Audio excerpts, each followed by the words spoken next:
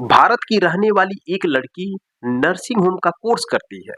Course करने के बाद वह विदेश यानी कि यमन देश में चली जाती है जॉब करने के लिए। वहां पर वह जॉब करती है, लेकिन उसके द्वारा कुछ ऐसी गलती हो जाती है जिसकी वजह से उस देश की सरकार उसे फांसी की सजा सुना देती है। अब फांसी की सजा सुनाया जाता है तो इससे बचने के लिए वह लड़की वहां की सुप्रीम कोर्ट पहुंचती है और अपनी अपील दायर करती है, लेकिन सुप्रीम कोर्ट भी उसके अपील को खारिज कर देता है। इसके बाद उसके पास एक ही रास्ता होता है, वह है राष्ट्रपति के पास अपील करना। वह बेचारी लड़की राष्ट्रपति के पास जाती है, अपनी अपील दायर करती है और कहती है कि मेरी कुछ इसमें गलती नहीं है, लेकिन राष्ट्रपति को भी दया नहीं जाता है और उसकी फांसी की सजा को बरकरार रखती है। कहा जा रहा है कि 31 जनवरी 2025 तक उस भारत की लड़की को यमन देश में फांसी की सजा दे दिया जाएगा। ये भी कहा जा रहा है कि भारत सरकार उस लड़की को बचाएगी, लेकिन बचा पाएगी कि नहीं बचा पाएगी ये तो बात की बात है। लेकिन उस लड़की की पीछे की कहानी क्या है, उसने गलती क्या की थी, किस वजह से उसको फांसी की सजा सुनाई गई है, चलिए विस्तार से जानते हैं पूरी घटना के बारे में। नमस्कार दोस्तों, मैं हूं संतोष, आप सभी का स्वागत करता हूं अपने इस YouTube चैनल में। साथियों, आज की सच्ची घटना भारत का एक राज्य केरल है और केरल की राजधानी तिरुवनंतपुरम से लगभग 340 किलोमीटर की दूरी पर एक जिला पलक्कड़ है। वहीं की रहने वाली निमिषा प्रिया है। निमिषा प्रिया का सपना था कि नर्सिंग होम का कोर्स करके वो विदेश में जाकर पैसा कमाएगी।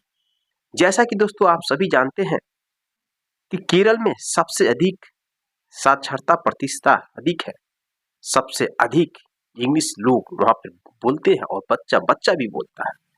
तो मैक्सिमम केरल के लोग पढ़ लिख करके विदेश में बहुत अधिक जॉब करने के लिए चले जाते हैं। तो निमिषा प्रिया का भी सपना था। वह 2008 में नर्सिंग कोर्स करती है। कोर्स करने के बाद वह 2 साल तक ही भारत में ही कई हॉस्पिटल में इधर उधर जॉब करती है। जॉब करने के बाद दोस्तों 2 साल बीत जाते हैं।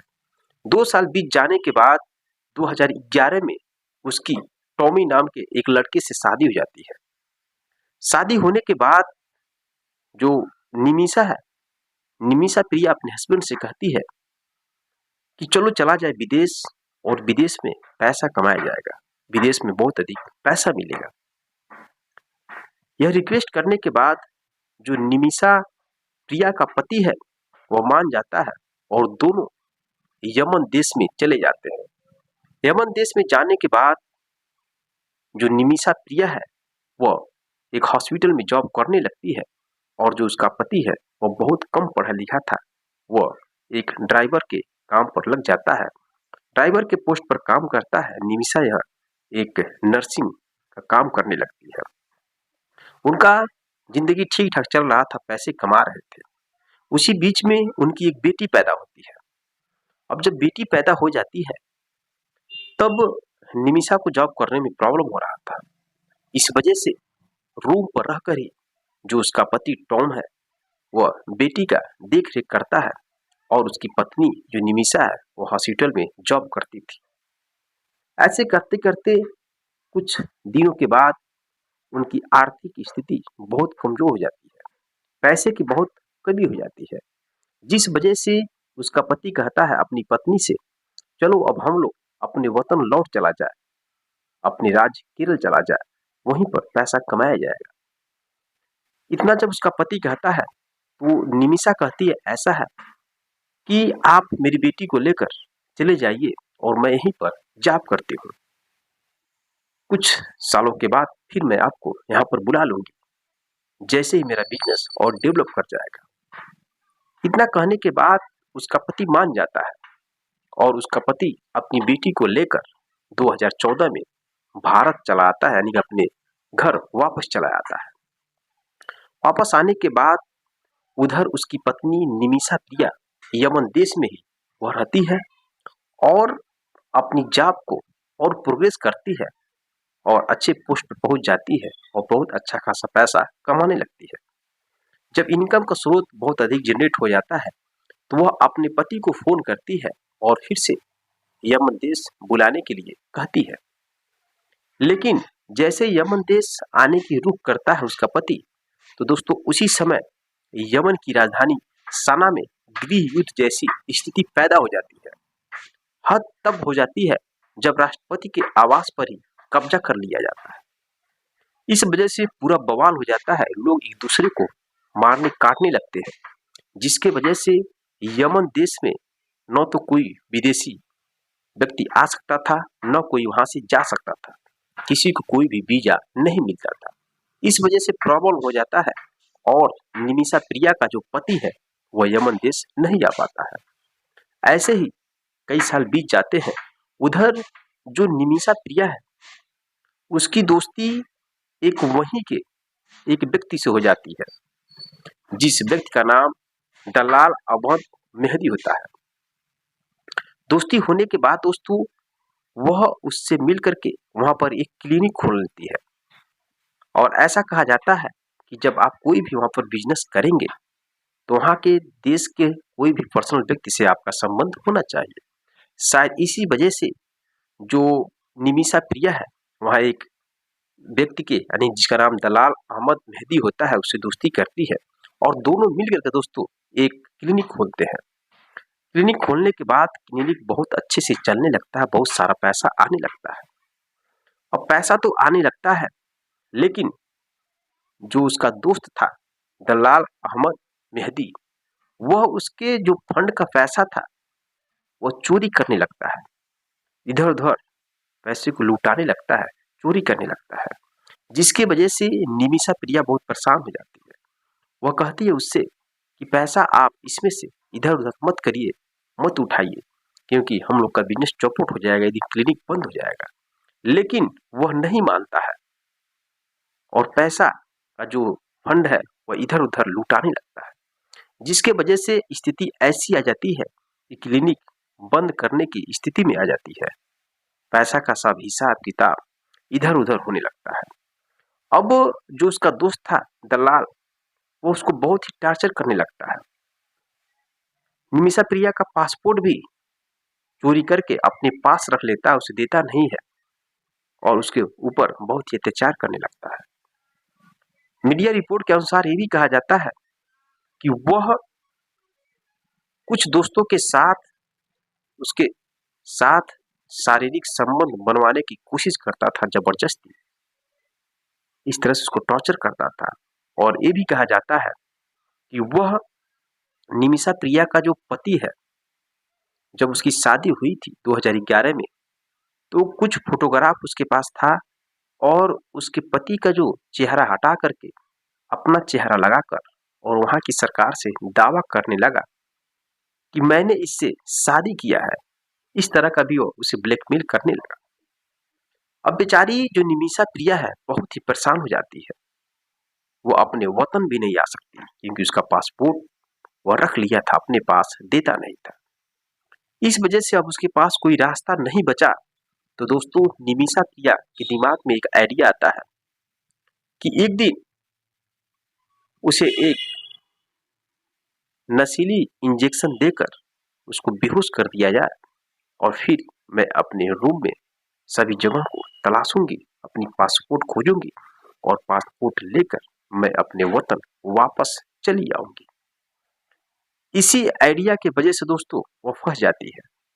वो उसको एक इंजेक्शन लगाती है, बेहोश तो हो जाता है, लेकिन उसे कहीं ना कहीं डर था कि बहुत जल्दी इसे होश आ जाएगा, इसलिए दूसरा इंजेक्शन लगाती है जो कि ओवरडोज हो जाता है, जिसकी वजह से दोस्तों उसका जो दोस्त दलाल है उसकी वहीं पर मौत हो जाती है।